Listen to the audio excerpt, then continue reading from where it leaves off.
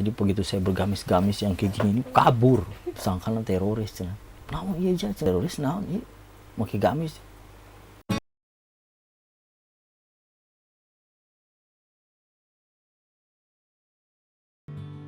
Jadi itu kejadiannya tuh tahun 2010 itu pas lagi Ariel yang ada kejadian itu. Nah, segitu tuh jadi ada orang sering silaturahmi ke saya gitu.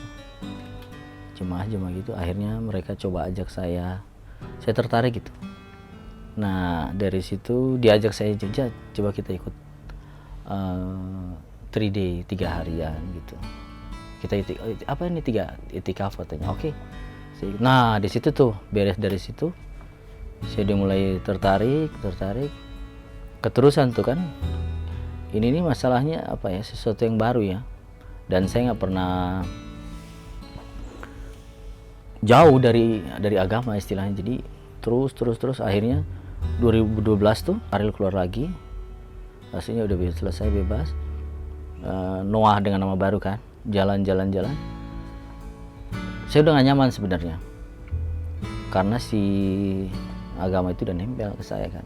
2012, 2013, 2014 tuh saya ngomong ke manajemen saya, 3 studio, saya mau cabut. Mereka kaget, cari alasan yang tepat. Saya bilang nggak ada alasan lain, saya bilang agama doang nih, karena visinya saya udah beda.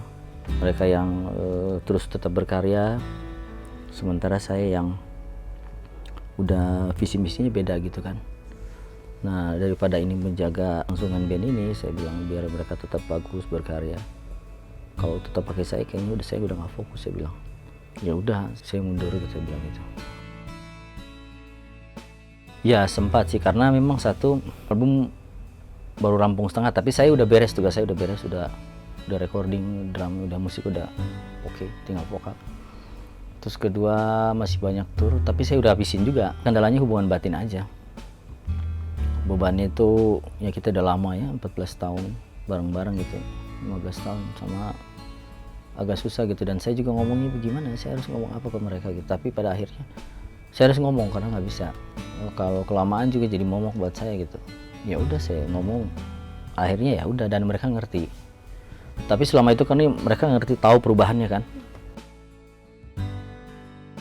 Enggak juga, cuma memang kita kalau udah dapat hidayah memang susah. Jadi memang nggak tahu. Dan memang biasanya orang yang cepat hidayah orang yang satu preman atau dia penjahat kelas kakap yang memang nggak sama sekali mengenal agama, itu cepet itu.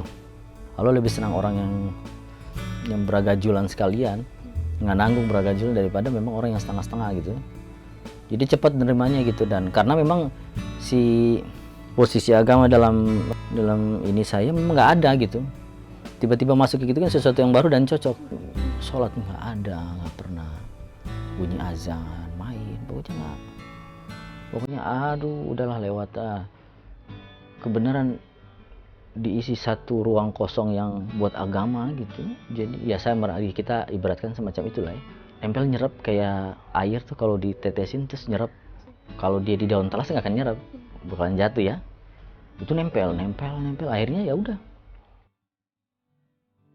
Kadang nih apa ya, kayak orang ngerokok ya, kayak rasa itu kembali lagi ya.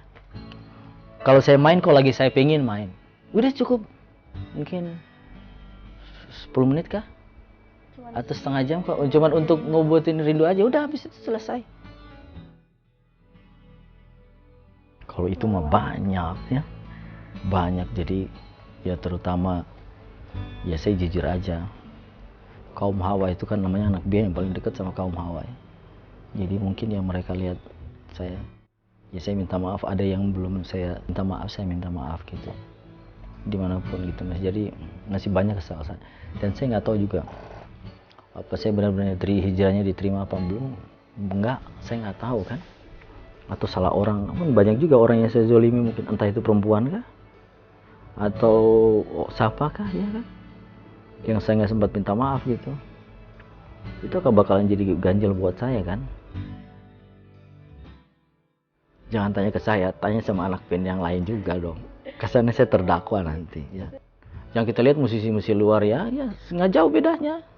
Seperti itu kan, turun temurun itu, nggak jauh-jauh dari kehidupan glamor kayak gitu dan berimbang kaum Hawa, ya kan? Padahal nggak jelas juga masa depannya kemana ya. Kalau teman-teman pasti ya, tapi mereka teman-teman udah tahu. Dari saya hijrah pertama itu mereka udah tahu. Ada yang kabur, ada yang suka, ada yang nggak suka. Tapi saya nggak peduli. Maksudnya terserah kalian mau nggak apa-apa saya. Yang penting saya tetap baik sama hubungan kalian. Kok kalian mau jawab apa enggak terserah. Oke. Jadi teman, kalau istri aman-aman saja sih.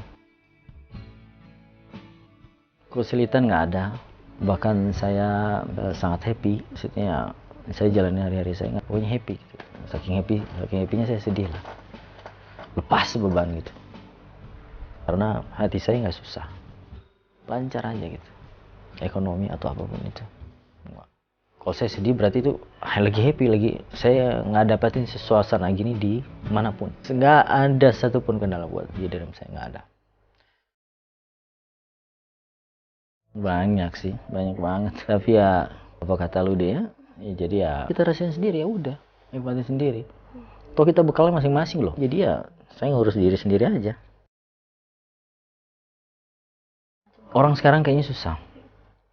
Dan saya nggak maksain kok. Maksudnya kalau mereka nerima oke, kalau nggak juga nggak masalah ya. Dia mau bilang apa, ya itu mulut dia kan. Masa kita mau campur, nggak boleh kalau ngomong gitu, nggak boleh, nggak bisa. Haknya dia dong. Ya udah terserah saya gitu. Cuman ya untuk selama ini mau cuek-cuek aja, gitu. Nggak terlalu itu. Ini ya strict dakwah gitu ya. Gitu. Ya kalau itu memang apa ada di program kita itu, datang ke masjid-masjid, datangin orang gitu, datang rumah sekampung gitu, datang gitu kan. Dakwah itu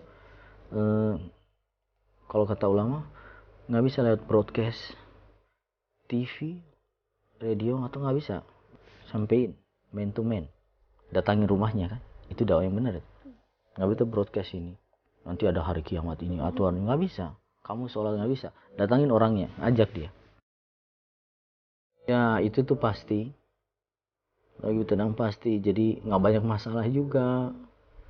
Terus saya juga nggak mau cari masalah juga, hidup kembali normal biasa, distandarkan lagi hidupnya itu. Jadi nggak banyak neko-neko, maksudnya ya udah apa adanya.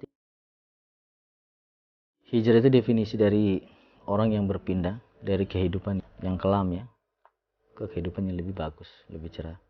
Kalau dia kehidupan yang sama itu belum, kalau aku bilang hijrah tapi nggak, belum kerasa gitu. Clothing, kalau saya sekarang fokusnya di clothing aja. Kalau lebih itunya gamis, saya masih kayak orang sekarang kan angka penjualan celana-celana cingkrang tuh lumayan. Ada online, kaos tuh ada online juga, ada expo, saya suka Jacklot. Kalau gamis itu total online. Kalau dulu itu saya nggak terlalu fokus ya kalau clothing.